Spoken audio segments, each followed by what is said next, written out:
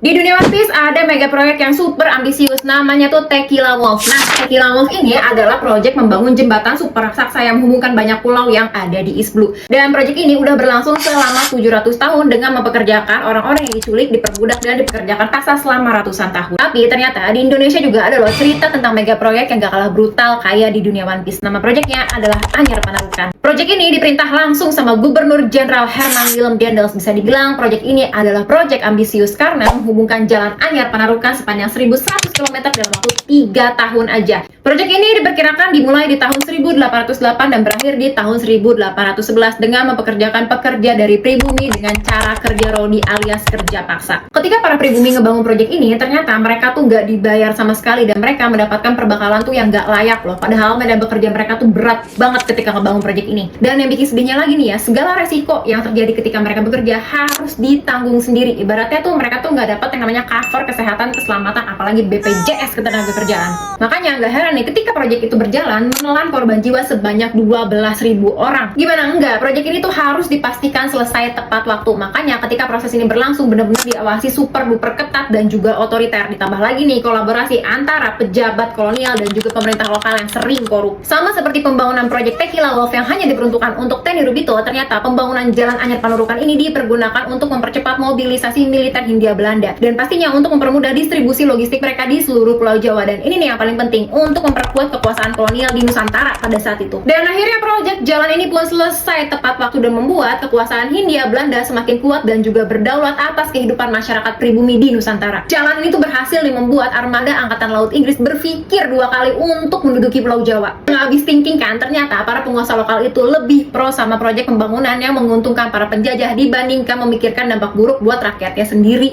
Ya untung aja kejadian kayak gitu tuh cuma ada di zaman dulu. Alhamdulillah.